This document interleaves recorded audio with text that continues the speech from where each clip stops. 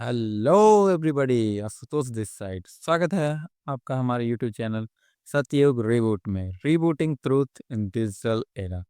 तो आज हम एनालिसिस करेंगे PWIPU के बारे में, फिजिक्स बल्ला आईपीयू। जैसा कि आप जानते हैं, फिजिक्स बल्ला के फाउंडर अलक पांडे हैं, जिनके पास 40.35% इक्विटी शेयर्स है। वहीं प्रतीक महेश्वरी, जो कि को फाउंडर है, उनके पास 40.35% इक्विटी शेयर्स है। तो आज हम डिस्कस करेंगे इन्हीं के बारे में कि क्या इनका बिजनेस मॉडल है, कैसे एक एजुकेशन इंस्टीट्यूट जो सेवा के रूप में शुरू हुआ था, आज एक बिजनेस मॉडल के रूप में उभर रहा है। एजुकेशन क्या एक सेवा है या एक बिजनेस? तो फिजिक्स वाला एक नाम जो हर स्टूडेंट के मोटिवेशनल था, अब अपना आईपीओ लेके स्टॉक मार्केट में एंट्री करने जा रहा है। लेकिन सवाल ये है, क्या एजुकेशन कोचिंग को स्टॉक मार्केट में लिस्ट होना चाहिए, या फिर लिस्ट होने के बाद फोकस एजुकेशन से प्रॉफिट पर शिफ्ट हो जाता है? फिजिक्स वाला, the home grown brand which is known for affordable education for all, is now filing for an IPL worth 3,820 crores. Let's think. एक टाइम था जब अलक पांडे कैमरे के सामने बोलते थे, मैं पैसा नहीं पढ़ाई करवाता हूँ, और अब भाई पैसा भी कमा लेंगे, पढ़ाई भी करवा लेंगे, और सेलर होल्डर को खुश भी रख लेंगे। क्या बात है, एक तीर से तीन निशाने। लेकिन ये सिर्फ एक कंपनी की कहानी नहीं है, ये उन सब एजुकेशन बिजनेसेस की कहानी है जो सर्विसेज के नाम पर शुरू होते हैं और प्रॉफिट के नाम पे एंड हो जाते हैं।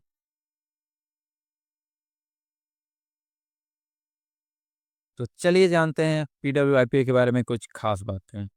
तो आईपीओ के जरिए 3,820 करोड़ रेज करने वाले हैं, जिसमें 3,100 crore totally fresh equity and 720 crore founder अपने सेल करेंगे।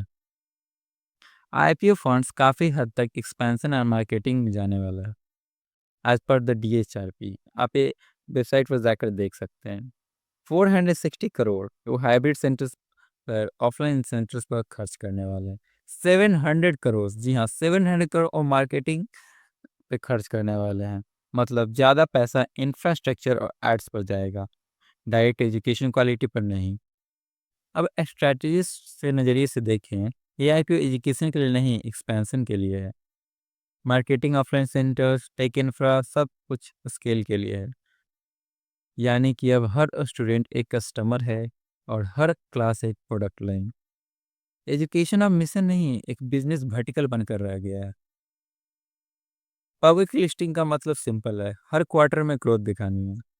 Growth, revenue, profit, and that's how the business works. Her quarter में प्रॉफिट दिखाना पड़ता है, अदरवाइज इन्वेस्टर सेंटिमेंट डाउन होते हैं एंड स्टॉक प्राइसेस उसके अनुसार डाउन होते चले जाते हैं। एजुकेशन लॉजिक बोलता है स्टूडेंट का कॉन्सेप्ट क्लियर होना चाहिए, and that's how the PW tagline is. But business logic बोलता है स्टूडेंट को एनी हाउ कन्वर्ट करो, इनरोल कराओ through any courses, either it is a crash course or discount offers. Enroll, and that's how you generate profit. एक तरफ classroom है और दूसरी तरफ बैलेंस शीट, और जब दोनों कोलाइड करते हैं तो निकलता है एक new subject, corporate coaching mafia. जी हाँ, कोचिंग माफिया जो काफ़ी हद तक फैला है इंडिया में, और ज़्यादातर कोटा में फैला था, जो शिफ्ट होके टुवर्ड्स ईस्ट जोन में बढ़ता जा रहा है। अब कोई एजुकेशन कंपनी स्टॉक मार्केट में जाती है तो उसका फोकस नेचुरली स्टूडेंट से इन्वेस्टर की तरफ शिफ्ट हो जाता है। जी हाँ, अगर आप भी अपनी कंपनी को एज अ टीचर और एज अ फाउंडर लिस्ट करवाते हैं, तो जाहिर सी बात है, आप सिर्फ only works for profit, not you are looking to your students, या क्या वो पढ़ रहे हैं, क्या उनका रिजल्ट्स आ रहे हैं। इसलिए मार्केटिंग और कस्टमर एक्विजिशन पर करोड़ खर्च होते हैं। एजुकेशन क्वालिटी कभी कभी सेकंड प्रायोरिटी बन जाती है। PW के DHRP में सिर्फ मार्केटिंग के लिए 700 करोड़ एलोकेट किए जाएंगे। सोचिए, ये पैसा टीचर के ट्रेनिंग या अफोर्डेबल कोर्सेज को बनाने में भी यूज़ किया जा सकता था। Let's say the example of China, जो 2021 में चाइनीज गवर्नमेंट ने बोला no profit in education and that's how the game finished off their education giants. एक दिन में 100 बिलियन की इंडस्ट्री क्रैश हो गई। टाल एजुकेशन, न्यू ओरिएंटल जैसे big big companies 80 to 90% down थी। 60,000 people become jobless and parents become very in panic. क्या हुआ? सिंपल, ये सिस्टम प्रॉफिट के इंजन पर चलेगा तो एक पॉलिसी चेंज उसे डिरेल कर ही देगी। और यहाँ सबको लगा था वो एजुकेशन कर रहे हैं, but in reality these companies are working for valuation increase. And how the valuation increase? More enrollment, more funding, more profits, and that's how this mafia works. देखिए, जितने भी रीटेक स्टार्टअप हैं उनका से सिंपल सा पैटर्न है। पहले free course launch करो, स्टूडेंट को एडिक्टेड बना दो उस कोर्स का, फिर प्रीमियम प्लान लो, फंडिंग लो, आईपीओ ले आओ, and that's how you sell your own shares. और फिर शेयर होल्डर के लिए बोलो we are revolutionising education. Reality check, basically वो रिवोल्यूशन नहीं कर रहा है, दे आर डूइंग रेवेन्यूल्यूशन चल रहा है। देखा जाए तो एडटेक इंडस्ट्री ने बिजनेस स्कूल की सबसे बड़ी केस स्टडी बना दी, how to turn noble cause into scalable profit. देखा जाए तो एडटेक इंडस्ट्री ने बिजनेस स्कूल की सबसे बड़ी केस स्टडी बनाकर हम लोगों के आँख के सामने रख दी है, how to turn novel causes into scalable profits. आजकल इन्वेस्टर्स के लिए स्टूडेंट एक डाटा पॉइंट है, only enrolment number. More enrolment number, more investors comes in, and that's how what happened in the Byju's. Enrollment numbers are increasing during COVID. That's why then more and more investors are infused into it. Teachers के लिए student एक human है, potential और progress. और जब investor और teacher एक ही table पर बैठते होते हैं इन डायरेक्टर बोर्ड मीटिंग, तो हर अपना आरओआई देखता है, हर कोई अपना आरओआई ही देखता है कि रिटर्न ऑन इन्वेस्टमेंट उनका क्या है। Investor always look for return on investment. Investor always look for return on investment. And teachers and investor, they cannot be on the same line.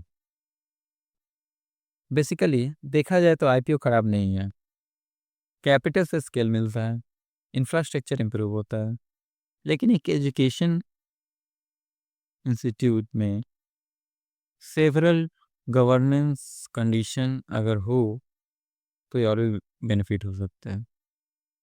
उनका पर्पस क्लियर होना चाहिए, लेकिन अगर प्रॉफिट्स के साथ सोशल रिस्पॉन्सिबिलिटी भी देखा है, जैसे स्कॉलरशिप लॉन्च करना, टीचर ट्रेनिंग अच्छा करना, अफोर्डेबल टायर्स लाना, कि हर एक बच्चा एक सेम लेवल के साथ चल सके, ना कि आगे पीछे हो जाए, ओनली इन द रेश of price end of the courses. और अगर आईपीओ के बाद हर डिसीजन क्वार्टरली अर्निंग्स रिपोर्ट से ड्राइव होने लगे, तो एजुकेशन का सोल मार्केट में लिस्ट हो जाता है। जी हाँ दोस्तों, अगर ऐसा होता है कि ओनली प्रॉफिट्स के लिए एजुकेशन इंस्टीट्यूट वर्क करने लगे, तो एजुकेशन की आत्मा बिक जाएगी। समझिए तो ये कोचिंग माफिया किस तरह से काम करेंगे ये तो आने वाले वक्त ही बताएगा। तो अगला टाइम जब आप देखिए कोचिंग कंपनी स्टॉक मार्केट में लिस्ट हो रही है, याद रखिए हर शेयर के पीछे एक स्टूडेंट का सपना लिस्ट हो रहा है। क्वेश्चन ये नहीं है कि फिजिक्स वाला पैसा कमाएगा या नहीं, क्वेश्चन बेसिकली ये है क्या वो अपना वल्ला वाला फिजिक्स बचा पाएगा या ओनली प्रॉफिट वाला फिजिक्स बन जाएगा। And that's how we close our video with a tagline. So if you agree educational deserve purpose, not pressure, please like this video, share it with your investor friends and comment. Profit या purpose. Education should create value, not just market capitalization.